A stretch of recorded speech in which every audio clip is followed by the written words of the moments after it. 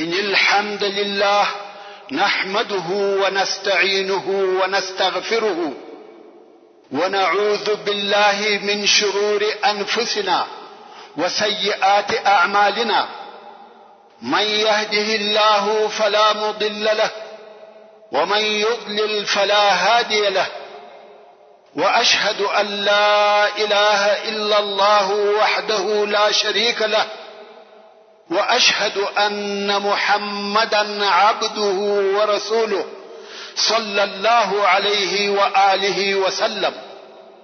أما بعد، محترم ورونو، مجد رسول الله صلى الله عليه وآله وسلم د هجرت قصه بیانول او دا مو وویل کم وخت چې د قریشو دا یقین سو چې رسول الله صلی الله علیه و آله وسلم د دوی د خبيث نقشې په شپه د دوی د لاس څخه ووتی، تر ټولو د مخه یې د حضرت علی رضی الله تعالی عنه په وهلو شروع وکړه او کعبه شریف ته راوستی. د یو څه وخت د پاره په دې سبب باندې کی چې ګوند د رسول الله صلی الله علیه و آله وسلم معلومات ځنی حاصل کی.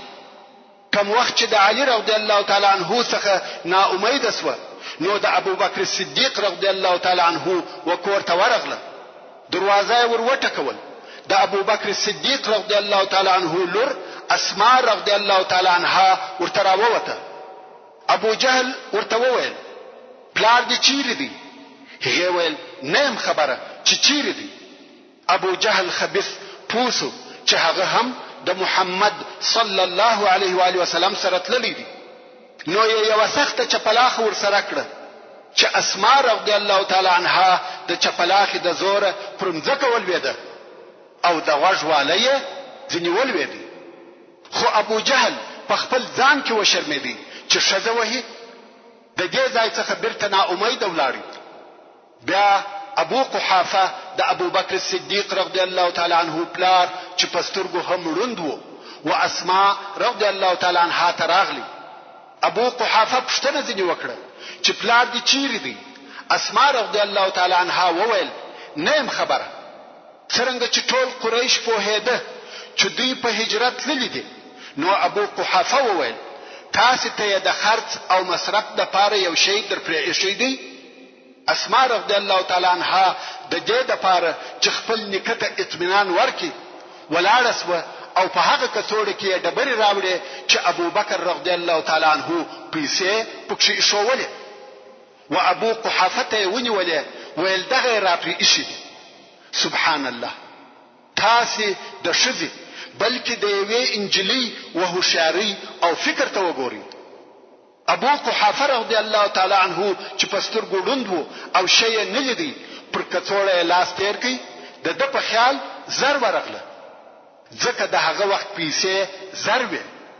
ویل کې دا در پرې ایښی وي دا خو ډیر شی دی.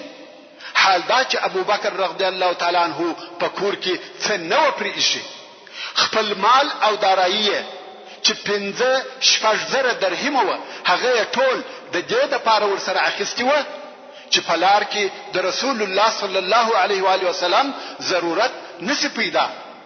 ابو بکر رضی الله تعالی عنه ته رسول الله صلی الله علیه و آله وسلم تر خپل اولاد د مخه او ورنږدې و. ابو بکر صدیق رضی الله تعالی عنه هغه څوک دی چې بیا په ورسته کې په مدینه منوره کې رسول الله صلی الله علیه و آله وسلم د مجاهدینو د کومک لپاره د صحابه کرامو څخه د چندې یا کومک پر قسم مال غوښتي. هر چا یو سر راوړ، خو ابو بکر صدیق رضی الله تعالی عنه خپل ټول دارایی، خپل ټول مال، هر څه چې درلوده ټول یې راوړ او رسول الله صلی الله علیه و آله وسلم ته کېښود.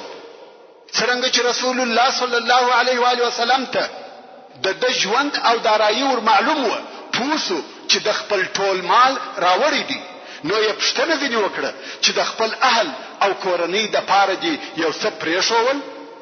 ابو بکر رضی الله تعالی عنه وویل هغه ته الله او رسول الله پرېښول. خیر، د قریشو چې دا یقین سو چې محمد صلی الله علیه و آله وسلم او ابو بکر رضی الله تعالی عنه په هجرت للی دي، جنون او لیونتوب ورته پیښ سو. فورا یې یوه اضطراري جلسه یا مجلس جوړ کړي. په هغه کې دا فیصله وکړه چې ټول هغه کارونه به عملي کوو چې په هغو کې دا امکان وي چې دغه 2 نفره ونیسو. ټول هغه لارې چې د مکې مکرمې څخه د باندې وتلې تر مسلح مراقبت لاندې ونیولې. نورې ډلې جوړې کړې چې تر مکې مکرمې د باندې ووځي او شاوخوا پسې وګرځي. د قریشو مشرانو دا اعلان هم وکړي که چا محمد صلی الله علیه و آله وسلم مړ یا ژوندی راوستی و هغه ته 100 انعام او جایزه ورکو. 100 انعام په هغه وخت کې لوی سرمایه و. نو ټول خلقو د رسول الله صلی الله علیه و آله وسلم په پلټنه او پیدا کولو شروع وکړه. پیاده او سپاره خلق پسې ګرځي او هر یو ډیر زیات کوشش کوي چې محمد صلی الله علیه و آله وسلم پیدا کړي. په غرو او شیلو کې ګرځي خو د رسول الله صلی الله علیه و آله وسلم او د هغه د ملګری هیڅ اثر نشته. د مکې مکرمې ځینو خلقو د غار ثور پر طرف پلټنه شروع کړه او هلته پسې ګرځي. هر ځای چې وکتل دوی نه کړ پیدا. یو نفر وویل دلته یو غار هم شته او کفار د غار و طرف ته ورهیسوه مګر د غار پر شاوخوا هیڅ داسې علامې نشته چې دلته د څوک راغلی وي. خو بیا هم تر غاره پورې راغله او د غار په خوله کې ودرېدل. اوس نو دلته روایتونه مختلف دي. څوک وایي چې الله جل جلاله د غنو په واسطه د غنو ځالګي د غار پر خوله واچولې او ځینې روایتونه وایي چې د غار په خوله کې کوتره و چې هګۍ یې اچولې وې او پر خپلو هګیو پرته وه چې دا دواړه پر دې دلالت کوي چې نه دلته څوک شته او نه څوک راغلي دي. خو دا روایتونه ضعیفه دي. صحیح روایت هغه دی چې په صحیح البخاري کې امام بخاري روایتوي. سبحان الله، دغه کفار د غار وخلې ته راغله او د غار په خوله کې ولاړ دي. غار هم لوی او اوږد غار نه دی. که یو دغه کفارو څخه د ننه و غار ته صحیح کتلی وای دوی به لیدلی وای. که څه هم د غنو ځالې موجودې وای بیا یې هم دوی لیدلی سوای. خو هغه واقعي شی چې پېښ دی هغه دا چې دوی د غار تر خولې پورې راغلي دي. په محمد صلی الله علیه و آله وسلم پسې ګرځي 100 جایزه او انعام غواړي. اوس د غار په خوله کې ولاړ دي او خبرې کوي مګر یو هم ځان ته دا تکلیف نور کوي چې یو ور دننه غار ته وردنوځي. په بخاری شریف کې حدیث دی چې ابو بکر صدیق رضی الله تعالی عنہ وایي زه د رسول الله صلی الله علیه و آله وسلم سره په غار کې وم چې سر مې راپورته کوي د کفارو پښې مې ولیدې. ما ویل یا رسول الله که یو دغه قوم څخه کښته وکتل موږ ویني، یعنی موږ ته دونه ډېر نږدې ولاړ و که یو د دوی وغار ته سر راکښته کړی وای موږ یې لیدلی سوای. مګر رسول الله صلی الله علیه و آله وسلم په هغه اعتماد او باور چې پر خپل رب یې درلودي دا راته وویل یا ابا بکر څه ګمان دې پر هغه دوه چې درېیم یې الله دی. دا پر الله جل جلاله د اعتماد او توکل هغه لوړ مقام دی چې رسول الله صلی الله علیه و آله وسلم درلودي. او دا هم د ابو بکر صدیق رضی الله تعالی عنہ فضیلت دی چې الله جل جلاله په قران مجید کې ذکر کړی دی. د هیڅ په واسه نه ده پوره چې د ابو بکر صدیق رضی الله تعالی عنہ د فضیلت څخه انکار وکړي ځکه په قران مجید کې د رضی الله تعالی عنہ فضیلت ذکر شوی دی. الله عز وجل د سورة التوبه په 40 نمبر آیات کې فرمایي اذ هما فی الغار اذ يقول لصاحبه لا تحزن ان الله معنا. یعنی کوم وخت چې دوی دواړه په غار کې و، کوم وخت چې محمد صلی الله علیه و آله وسلم وخپل ملګری او صاحب توای ته مخه پکېږه بهشکه چې الله زموږ سره دی. او دا هم د امت په اجماع سره ثابت ده چې په دغه سفر کې د رسول الله صلی الله علیه و آله وسلم ملګری ابو بکر صدیق رضی الله تعالی عنہ. دا د ابو بکر رضی الله تعالی عنہ د فضیلت ثبوت او اثبات دی چې الله جل جلاله دی د رسول الله صلی الله علیه و آله وسلم صاحب او ملګری وبلی. او الله جل جلاله وفرمایل چې زه د دوی سره یم. اوس نو کفار د غار ته خپل پوری ورغله او هلته ولاړ دي خبرې کوي خو دوی ونه لیدل او بیرته را وګرځیدل چې دا الهي معجزه ده چې په دغه ځای کې ښکارا کیږي. ځکه کفار د غار تر خولې پورې ورغله او په هغه خلکو پسې ګرځي چې په دغه غار کې دي، خو په غار کې ونه کتل. الله جل جلاله منع کړ د دوی زړونه د دغه څخه راوګرځول چې په دغه غار کې چې دوی په خولې کې ولاړ دي پسې وګوري. دا د قادر الله قدرت دی. پر رسول الله صلی الله علیه و آله وسلم پسې کفار 3 ورځې پرله پسې وګرځیدل، هر ځای طلب او پلټنه وکړه، خو هیڅ شی لاسته نه ورغله، نه معلومات نه علامه نه دوی. قریش نو پرېږده چې په خپل طلب او پلټنه کې سرګردانه دي. په دغه ورځو کې چې دوی هلته په غار کې دي، د ابوبکر صدیق رضی الله تعالی عنہ زوی عبد الله د ورځې په مکه مکرمه کې ګرځي، د قریش معلومات ټولوي او د شپې پټ غار ثور ته ورځي او هغه د قریش حالات ورسول الله صلی الله علیه و آله وسلم ته بیانوي چې نن داسې او داسې پیښه و. د ابوبکر صدیق رضی الله تعالی عنہ لور اسماء به هم په شپه کې د سبا ورځې د پاره خواړه ورته راوړه. سبحان الله، دغه لوړ غر، دغه لري او د برینه لار چې نن ورځ یو قوي ځوان د ورځې په روښنايي کې بل تکلیف او ستړیا نسی ورختلای، خو اسماء رضی الله تعالی عنها شذد او د شپې په تاریکه کې د کفارو څخه په پټه دغه لوړ غره ته خيږي او دوی ته خواړه ورسوي. دا کم همت او مړانه ده.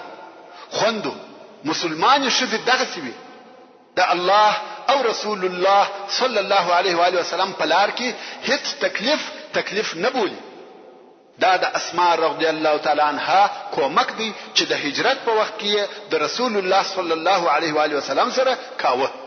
او عامر ابن فهیره هغه د ابوبکر صدیق رضی الله تعالی عنہ مولا، هغه بیا پر دغه لار پسونه بیول او راوستل چې د عبد الله او اسماء پلونه او د پښو علامه ورکسي. څوک په دې نسی پو چې پر دغه لار څوک تللی او راغلی دي او دغه پسو څخه به رسول الله صلی الله علیه و آله وسلم او ابوبکر صدیق رضی الله تعالی عنہ ته شیدې هم ورکولې. حضرت ابوبکر صدیق رضی الله تعالی عنہ پوره ترتیبات نیولې و، د خورو راوړلو موظف، د اخبار رسولو موظف، د آثار او علامو ورکولو او خرابولو موظف، ټول وظیفه ویشل سوي وي. که څه هم د دې هجرت لپاره سامان او وسایل ساده او بسيط و، خو بیا هم د هغه وخت او زمانه د حال سره برابر او مطابق و. ټول کارونه په یو صحیح نقشه سره جوړ شوي و. اوس نو په غار کې 3 ورځې پوره او تیر شوه. د قریش دا امید قطع سو چې رسول الله صلی الله علیه و آله وسلم دی په داخل یا په اطرافو کې د مکه مکرمه پیدا کی. نو یې خپل طلب او پلټنه پرېښول، ځکه 3 ورځې پرله پسې بل نتیجه پوره سرګردانه شو. ورونو هلته په مکه مکرمه کې یو سړی وو چې عبد الله ابن اریقط نومېدی. دغه سړی په لارو کې ډېر ماهر وو، یعنی لري او نږدې پټ او ښکارا لاري ټول ور معلومي وي. که څه هم دغه سړی د مشرک قریش پر دین وو، خو امین وو.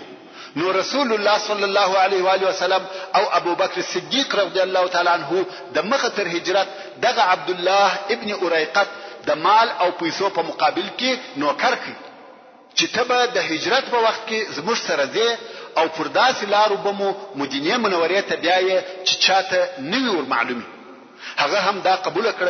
نو ابوبکر صدیق رضی الله تعالی عنہ هغه د هجرت لپاره 2 ساتل سوي اوشان ودته ور تسلیم کړي و. اول زموږ تر هجرت 3 ورځې وروسته به دغه اوشان وغار ثور تراولې. نو کوم وخت چې رسول الله صلی الله علیه و آله وسلم په غار کې 3 شپې تیر کړې او د دوشنبه شپه سوه چې دانو د هجرت د اول کال د ربيع الاول اول شپه ده او د عیسوي 622 کال د سپتمبر د میاشتې 14 تاریخ دی. عبد الله ابن اریقط د شپې هغه 2 اوشان راوسته. دلته نو ابو بکر صدیق رضی الله تعالی عنہ ورسول الله صلی الله علیه و آله وسلم ته وویل یا رسول الله دغه 2 اوشانو څخه یو واخله او هغه شو شی ود صلی الله علیه و آله وسلم ته رانږدې کړ. رسول الله صلی الله علیه و آله وسلم و فرمایل یا ابا بکر اخلم یې مگر په قیمت سره. په دغه وخت کې د ابوبکر صدیق رضی الله تعالی عنہ لور اسماء رضی الله عنها هم راغله چې د دوی د سفر د پاره یې خواړه ورسره راخستی و او دا یې هیر شوی و چې د دوی د خوړو د تړلو د پاره یو ټوکر یا یو تناو ورسره راوخلی. اوس چې دا غواړي چې دغه خواړه د دوی په اوښ پورې وتړي ټوکر یا رسی نست، نو یې خپل نطاق دوه ځای کوي، په یوه حصه یې هغه د دوی خواړه وتړل او بل حصه پر خپل ملا وتړل. او د دغه ورځې څخه ودی رضی الله تعالی عنها ته ذات النطاقین ویل کیږي. اوس نو نطاق څه شي دی؟ نطاق داسې یو ټوکر دی چې په هغه وختو کې شذو ترملا تړي لکه یو بردار کمربند، چې دغه نطاق د هغه وخت د لباس یو جزء. اسماء رضی الله عنها دغه خوړو د تړلو د پاره یو ټوکر ته ضرورت درلودي، مګر ټوکر نست، نو یې خپل نطاق سری او دوه ځای کوي، یو حصہ پر خپل ملا وتړل او په هغه بل حصہ دغه خواړه وتړل. او دغه ورځ څخه ودیته ذات النطاقین ویل کیږي، یعنی د دوه کمربندو خاوند. یانو رسول الله صلی الله علیه و آله وسلم او ابو بکر صدیق رضی الله تعالی عنه د مدینه منوره و طرف ته رهیس و چې د دوی سره په دې سفر کې عامر ابن فهیره هم ملګری شو او هغه لارښوونکی عبد الله ابن اریقط هم ورسره دی. اوس نو لاري په عبد الله اړه لري. اول چې د غار څخه رهیس و د جنوب او یمن پر طرف لاړه، پس له څه وخته د غرب او د دریاب د غاړې و طرف ته رهیس و چې ساحل ورته ویل کیږي، ترڅو وداسې لارې ته ورسېده چې پر هغه لار نه څوک تله او نه چاته ور معلومه و. بیا نو د دریاب یعنی بحر الاحمر د غاړې سره نږدې د شمال پر طرف رهیس و چې دا و مدینه منورې ته داسې لار ده چې نادرا به یو څوک پر دغه لار تلی. ورون دغه د هجرت د لارې تفصیل په کتابو کې راغلی دی، خو څرنګه چې د دغه ځایو څخه د ډیرو ځایو نمونه اوس اوښتي دي او د عمومي لارو څخه هم ډیر لري او چپ دي، نو د هغو ځایو د نومو تر یادولو تیریږم او د لارې لوی واقعات به سره بیان. اول، امام بخاری د ابو بکر صدیق رضی الله تعالی عنه څخه روایت کوي چې وایي موږ چې په دغه شپه را رهیس وو، دغه ټوله شپه او سبا تر غربې پورې متګ او مزل وکړي. کوم وخت چې غرمه سوه او لار فارغه سوه، هیڅوک پر دغه لار نه تیریده. په لار کې مو یو ډبره، په لار کې مو یو ډیره لو او اوږده ډبره ولیده چې سایه یې درلوده او پر دغه ځای لمر نه راتلی. نو مو دغه ډبرې سره واړو، ما په خپل لاسو ورسول الله صلی الله علیه و آله وسلم ته د بيدېدو د پاره ځای جوړ کړ او پر هغه می یو فرش اوار کړ او ورته ومي ویل یا رسول الله ته بيدسه او زه بشاو خوا څار کوم. رسول الله صلی الله علیه و آله وسلم پریوتی او زه د باندې راووتم شاو خوا څار کوم. کګورم یو شپانه دی چې پسونه یې دغه ډبرې و طرف ته را رهي کړی دي، غواړي چې دی هم دغه سایه ته استراحت وکړي. زه ورغلم او ورته ومي ویل ته څوک یې؟ د مکه یا مدینه د خلکو څخه یو څوک را یاد کړي. ویل د هغه مریم. ما ویل آیا په پسو کې د شیدې سته؟ د ویل هو. ما ویل ما ته را لوشه؟ ویل هو. نو یې د لوشلو د پاره یو میژ ونیول. ما ویل اول یې غلانځه د خاورو ورېشتانو او خیرو څخه پاکه کړ، بیا یې ولوشه. ده هم یو کټورې شیدې راول وشلې. نو رسول الله صلی الله علیه و آله وسلم تراغلم هغه بدو دا مې شو نه بلل چې د خوبه راويش کم. نو مې تر هغه انتظار ورته وکي چې دی صلی الله علیه و آله وسلم راويش شو. زما سره د رسول الله صلی الله علیه و آله وسلم د اوداسه او چشلو د پاره د ابو یو مشکوله را سره و. نو مې دغه مشکولې څخه دغه د شیدو پرلوشي او به توی کړې چې یو څه یخسوي. او بیا مې ورسول الله صلی الله علیه و آله وسلم ته وویل یا رسول الله ویچ د صلی الله علیه و آله وسلم هم تر هغه وچشلې چې زه راځم سوم. یا رسول الله صلی الله علیه و آله وسلم راتول ایا د تلو وخت نذیر راغلی؟ ما ویل هو یا رسول الله. بیا نو د هغه ځای څخه رهیس وو. دوهمه واقعه، څرنګه چې ابو بکر صدیق رضی الله تعالی عنہ تاجر، گشته او مشهور سړی و، هر چا پیژندي او رسول الله صلی الله علیه و آله وسلم کورنۍ سړی وو، هر چا نه پیژندي. اوس چې دوی سره ملګری دي نو کبه په مخه یو څوک ورغلی د ابو بکر رضی الله تعالی عنہ څخه به پوښتنه وکړه چې دا څوک دی. د رضی الله تعالی عنہ ورته ویل دا سړی لار راشي. د هغه به دا خیال سو چې دغه د تګ لار وشوي او د مقصد به د دین او خیر لار و چې ماته زما د آخرت لار راشي. درېمه واقعه، سراقه ابن مالک په عربو کې مشهوره جنگي فارس یا پهلوان.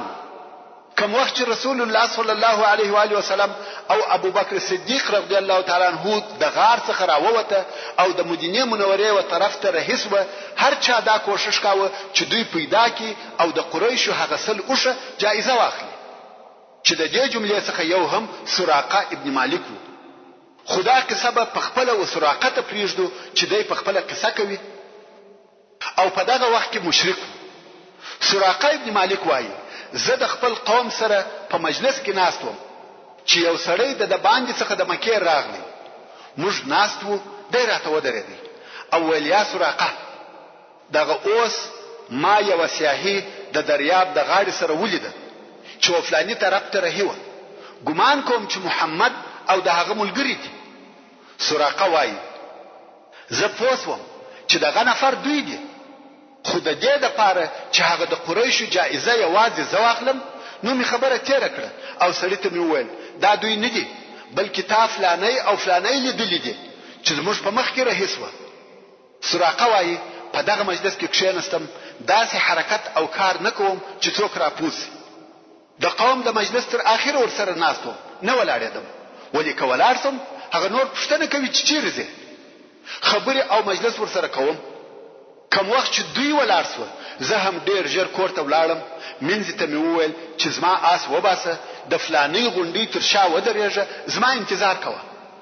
ما خپله نیزه غشي او لیندۍ راواخیسته، د کور د شا تر دروازې ووتلم، پټ پټ ورغلم، څو آس ته ورورسېدم. پر آس سپور سوم او پر هغه لار رهي سوم چې هغه سړي ویلي و. دی نو پر دغه لار پرېږده. هلته رسول الله صلی الله علیه و آله وسلم او ابو بکر صدیق رضی الله تعالی عنہ د ملګرو سره رهي دي. خو ابو بکر رضی الله تعالی عنہ یو څه وخت د رسول الله صلی الله علیه و آله وسلم تر شا رهي وي، څه وخت وروسته بیا تر مخ رهي سي، څه وخت وروسته بیا راسته طرف ته ځي، څه وخت وروسته بیا چپه طرف ته ځي، یعنی دی خوا ها خوا ته کیږي. مګر رسول الله صلی الله علیه و آله وسلم رهي دي، حتی شاوخوا هم نه ګوري، فقط قرآن مجید وای او رهي دي. څه وخت وروسته رسول الله صلی الله علیه و آله وسلم ورته متوجه سو چې ابو بکر رضی الله تعالی عنہ هر غړی دی خوا ها خوا ته کیږي. پښتنه ځنی وکړه، ویل یا ابا بکر څه درته پیښه ده چې مخ او وروسته کیږي؟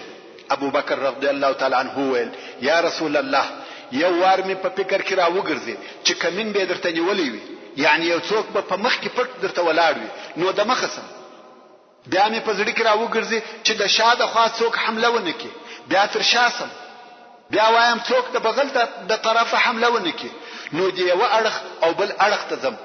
ورونو ښه متوجه سي، دا د رسول الله صلی الله علیه و آله وسلم پر ساتنه د صدیق اکبر حرص وو.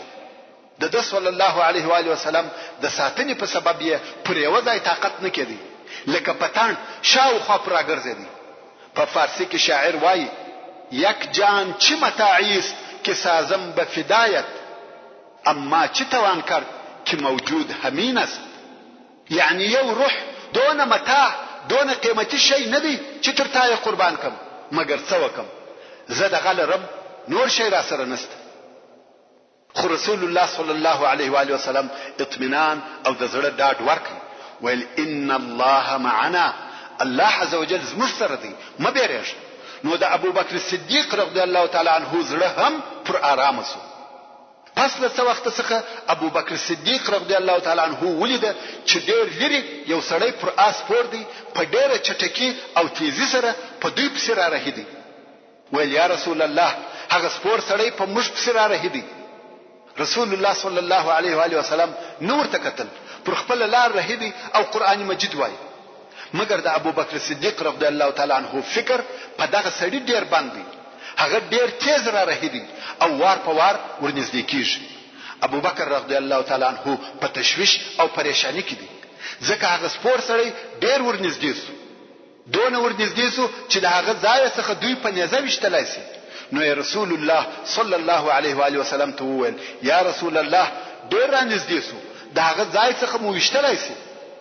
دلته نو رسول الله صلی الله علیه و آله وسلم دعا وکړه ویل اللهم اكفناه بما شئت، الهي په هر شي او هر طریقه چې ستا خوښه وي موږ د څخه وساتې.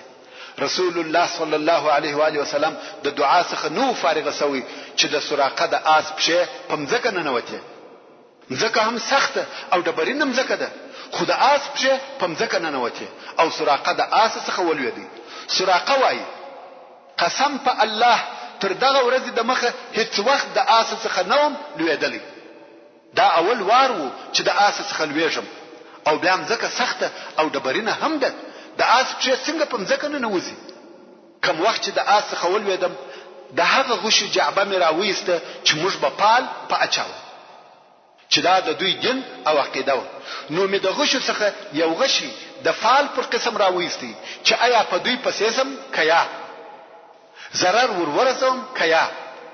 داسې غشي راووتی چې زما د مقصد مخالفه لیکنه پر سوی و. د فال یا غشي په خلمي و نکړ، بیا پر آس پور سوم. دون ورنږدې سوم چې د رسول الله صلی الله علیه و آله وسلم قرائت می اوریدي. رسول الله صلی الله علیه و آله وسلم هیڅ نه راته کتل، خو ابوبکر صدیق رضی الله تعالی عنہ زما خواته ډیر ګوري. دا وار می بیا د آس د مخ پښه تر زنګنو په مځکه ننوتې او زه د آس ولوېدم. بیا می په زور آس راپورته کړ او د آس پښه د مځکې څخه په ډیر تکلیف راووته. کوم وخت چې د آس پښه د مځکې څخه راووته د هغه ځای څخه یو ځلېدونکی ګرځ لکه دود راووته او د اسمان خواته پورته شو. بیا می هغه خپل غش راوېسته، د غش څخه بیا داسې غشي راووته چې زما نو خوښ. اوس نو سراقه پوسو چې دوی ساتل شوی دي، څوک نسی ورنږدې کېدلی. نو می ورنارې کړه الامان الامان.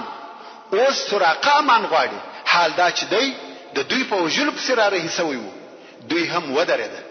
سراقه وایي زه پر آس سپور سوم او ورغلم او دا حالات چې ما ولیده ما ته دا را معلومه سوه چې د رسول الله صلی الله علیه و آله وسلم دین به ښکاره او غالبه سي.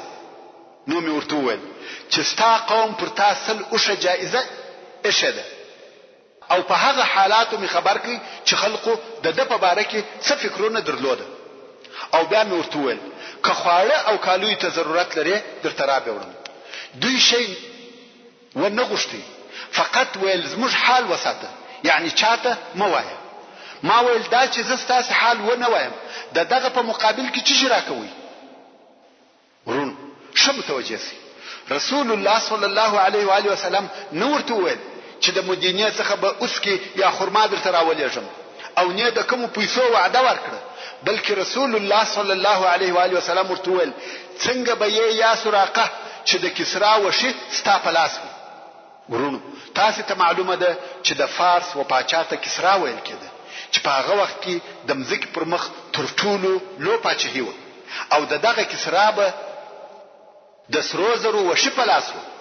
اوس رسول الله صلی الله علیه و آله وسلم د سراقه څخه پوښتنه کوي چې د کسرا وشي ستا په لاس وي، یعنی ستا د زړه احساس به څه وي، څه حال او کیفیت به وي. سراقه ته دا خبره عجبه او بیا مفهومه معلومه شوه چې دا څه وایي او څنګه خبره ده. نو ویل کسرا نو شیروان. رسول الله صلی الله علیه و آله وسلم وفرمایل هو نو شیروان چې د فارس پاچا دی او د هغه وشي ستا په لاس وي. ورونو اوس نو دغه خبرې او موضوع ته یو څه توجه وکړئ. یو نفر چې د خپل قوم څخه په پټه او په هجرت راوځي او د پر سر د قوم د طرفه څخه سل اوښه جایزه ایښول سوي وي او د سر یې په کار وي او دغه اوس د سره هیڅوک او هیڅ قوت هم نسته. دغه نفر وایي چې دای به د مځکې د پاچاهانو پر هغه لوی پاچا کامیاب سي او وشي یې وسراقت ورکوي. دا نه سره لګیږي، عقل یې نه قبلوي. دا عجبه ده، دغه اوس په خپل د سر د خلقو په کار دی او د سره هیڅ قوت او طاقت هم نشته، او دی بیا وعده ورکوي چې مسلمانان به د فارس پاچاهي اشغال کی او د کسرا، هغه کسرا چې په مځکه کې تر ټولو لوی پاچا دی، د هغه وشي به په غنیمت واخلي. او دا هم پس له 100 او 200 کلو نه پیښیږي، بلکې ستا په وخت کې به پیښ شي یا سراقه. اوس نو سراقه ورته وایي یا محمد صلی الله علیه و آله وسلم، ما ته د امان یو ورقه راولیکه، اوس به زه په تا څوک نه خبروم او ته به د امان ورقه رانیوشته کې. کم وخت چې زما و تا ته ضرورت پیدا سو ته به امان راکوي. رسول الله صلی الله علیه و آله وسلم و ابو بکر صدیق رضی الله تعالی عنہ ته وویل چې و سراقه ته د امان خط ورولېکه. ابو بکر رضی الله تعالی عنہ هم داسې لیک ورکړي چې نوشته شوی و. دغه سراقه د مسلمانانو څخه په امان دی، یعنی هیڅ وخت ضرر نه ورسوي، په دې شرط چې دوی به د رسول الله صلی الله علیه و آله وسلم د هجرت خبر و چاته نه وایي. څوک وایي دغه نوشته عامر ابن فهیره رضی الله تعالی عنہ وکړه، څوک وایي ابو بکر صدیق رضی الله تعالی عنہ وکړه. سراقه هم هغه نوشته ور سره واخیسته او رهیسو. واقعا یې دا حال وهي چاته ونه وایي. حتی نور داسې خلق هم په مخه ورغله چې پر رسول الله صلی الله علیه و آله وسلم پسې ګرځېده، خو سراقه به ورته ویل د دې منطقې معلومات ما وکړي، دلته څوک نشته. سبحان الله، د ورځې په شروع کې دی پسې ګرځېدی او د ورځې په آخر کې دی چوکیدار او ساتونکی سو. نور خلق هم د هغې لارې د تعقیبولو څخه منع کوي. تقریبا 8 کاله وروسته د حنین په غزا کې سراقه ابن مالک د مسلمانانو د طرفه بندي ونیول سو. دغه لیک او نوشته په هغه ورځ ښکارا کړ. کوم وخت چې مسلمانانو په جنگ کې ونیوي، د ویل زما سره ستاسو د نبی د طرفه د امان لیک سته. هغه العجبه ده، کومه ده هغه نوشته؟ ده هم هغه نوشته ورته راوېستل. صحابه کرامو و رسول الله صلی الله علیه و آله وسلم تراوستی. رسول الله صلی الله علیه و آله وسلم و فرمایل یوم بر و وفاء، یعنی هو د وفا او نیکی ورځ ده. الهی هغه هم پریښاو، رښتیا هم دا وفا ده، ځکه د حنین غزا پس له 2 کال څخه پیښه شو او د حضرت عمر فاروق رضی الله تعالی عنہ د خلافت په وختو کې چې د فارس شارونه یو په بل پسې نیول کېده، فارسیانو شکست وخوړی، کسرا وتښتېدی او د کسرا خزانه زر او جواهرات په غنیمت ونیول شو او ټول جواهرات و امیر المؤمنین حضرت عمر فاروق رضی الله تعالی عنہ ته راوړل شو. دغه جواهرات په جمله کې د کسرا و شه هم و. دلته نو عمر رضی الله تعالی عنہ امر وکړي چې خلق دې راټول شي. خلق راټول شو. بیا یو سراقه ابن مالک ته چې مسلمان شوی وو ورژغ کړ. دغه د کسرا و شه د سراقه په لاسو ور واغستل او ویل لاسونه دې لوړ ونیسه چې خلق یې وویني او د خلقو په مابین کې تیر شه. د کسرا و شه د سراقه په لاس دي او لاسونه لوړ نیولې دي، د خلقو په مابین کې تیریږي. عمر فاروق رضی الله تعالی عنہ ورته ویل خلقو ته ووایه چې د هجرت په ورځ رسول الله صلی الله علیه و آله وسلم څه درته وویل. اوس نو سراقه لاسونه لوړ نیولې دي، د کسرا و شه شرنګوي او وایي زموږ نبی صلی الله علیه و آله وسلم د هجرت په ورځ په داسې حال کې چې د قوم د طرفه په دپسې خلق ګرځېده، د بیر او خوف حالت کې وو. ما ته دا زیری راکړي کیف انت یا سراقه وفي يديك سواري کسرا، یعنی څه حال بدوي یا سراقه چې د کسرا و شید په لاس وي.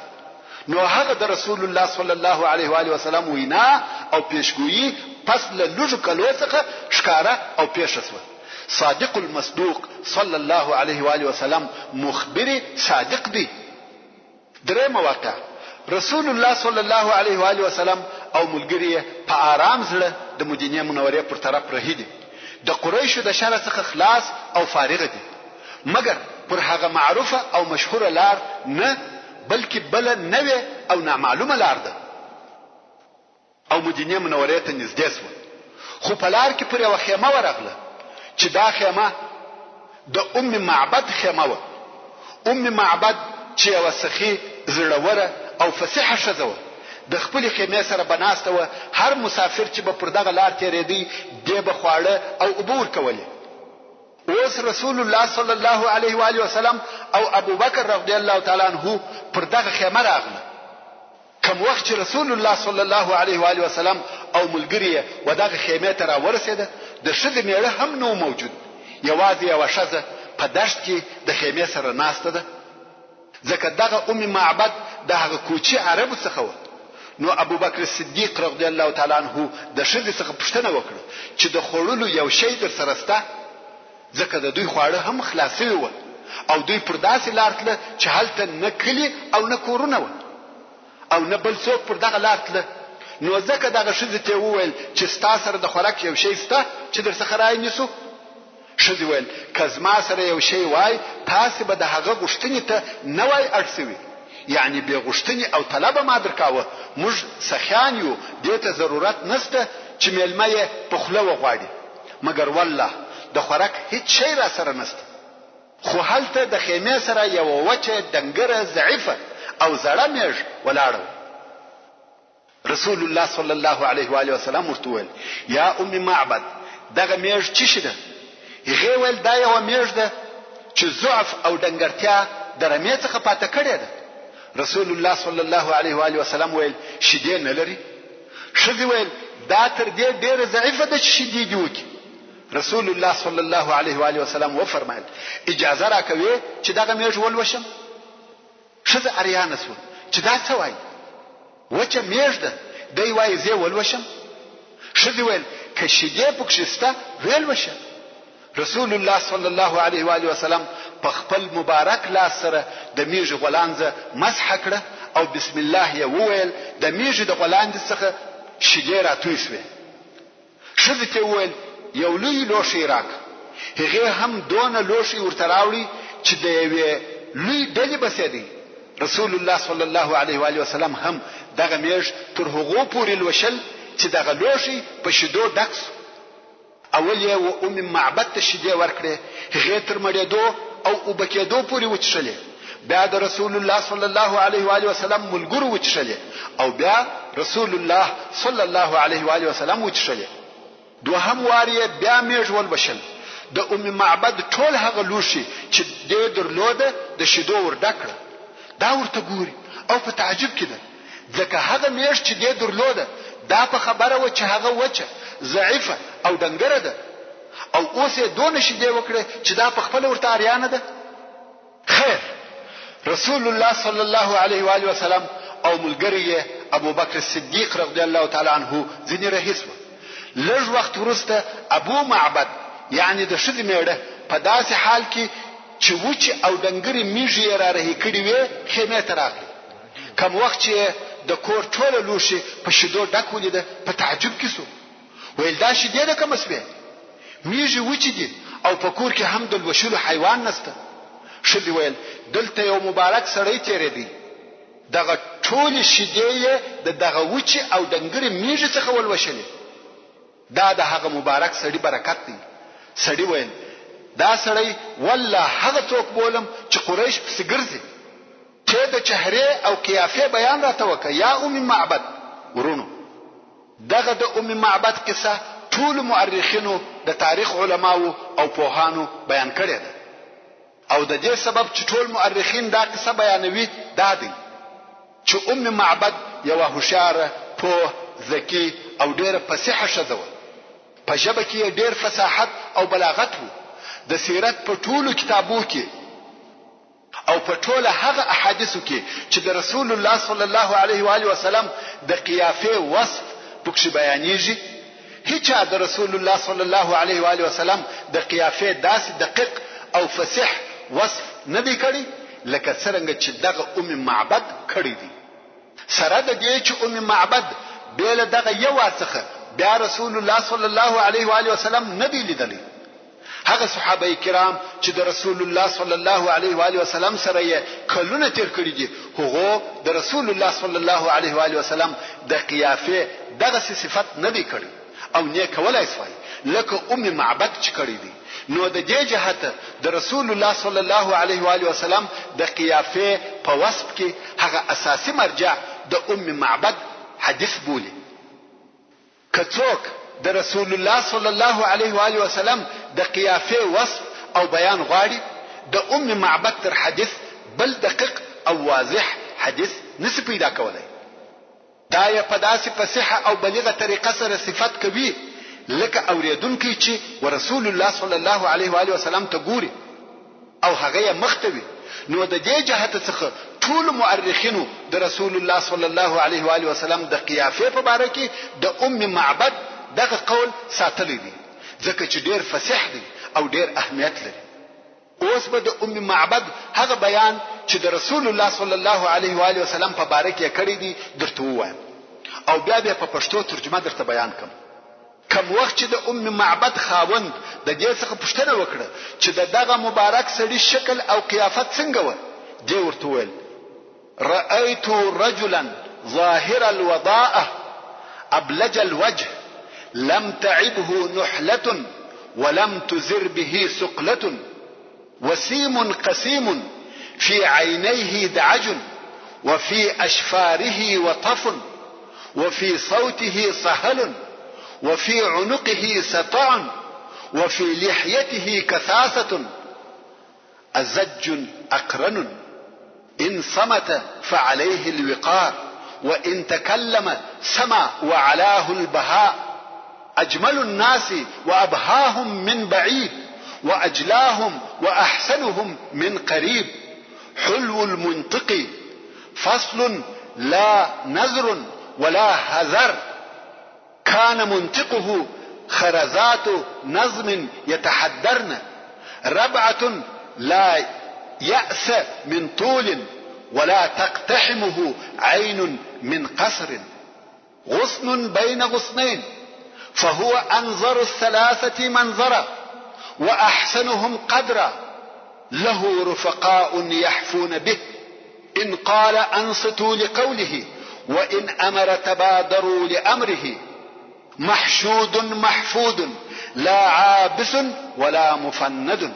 ورونو هغه د عربي خوند او فصاحت زه د پښتو په الفاظو کې نسم پیدا کولای چې په هغه خوږوالي سره درته ترجمه کوم، خو بیا به هم دغه د معبد فصیح او بلیغ بیان په خپل ناقصه ژبه د پښتنو ورونو د پوهېدلو لپاره په پښتو سره ترجمه او بیان کوم.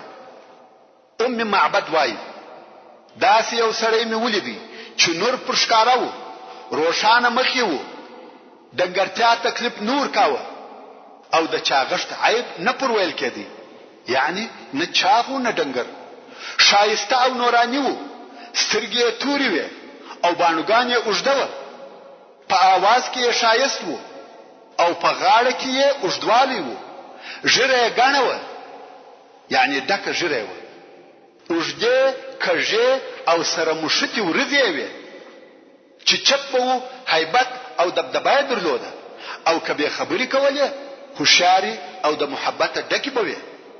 د لرې تر ټولو خلقو ښه ایسېدی او د نږدې تر ټولو ښایسته او باعزته و، خبرې یې خوږې وې، سره جلا جلا وې، نه ډېرې وې نه لږ، یعنی نه ډېرې خبرې کولې چې پر چا وغمیږي او نه دونه لږ وې چې څوک په پوه نسي. هره خبره یې جلا او د فهم وړ وه، خبرې یې لکه پیول سوي ملغلرې یوه په بل پسې راتویېدې، چارشانه و، په جګوالي کې یې کمینه وه او نه په سترګو کې ګردۍ معلومېدی، یعنی نه جګ و نه ګردۍ. د دوو شاخو یا ګلدستو په مابین کې یو شاخ یا ګلدسته وه او په درو سرو کې وده ته ډېر کتل کېده.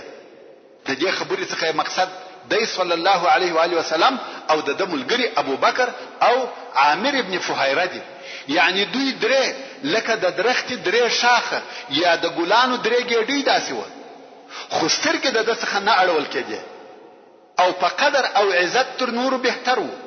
ملګری یې درلوده چې پر ده مهربانه وه، چې ده به خبرې کولې د ده خبرو ته به چپ وه، یعنی غوږ به ورته نیولی او که به یو کار ور وفرمایه د هغه په عملي کولو کې به چابکي کول، ملګرو یې اطاعت او فرمان برداری کول، ورین تندی و او په خبرو کې عبث او بهوده خبرې نه وي. دا د رسول الله صلی الله علیه و آله وسلم د قیافه هغه بیان وو چې معبد و خپل میړه یا خاوند ته دغه علامه وویلې.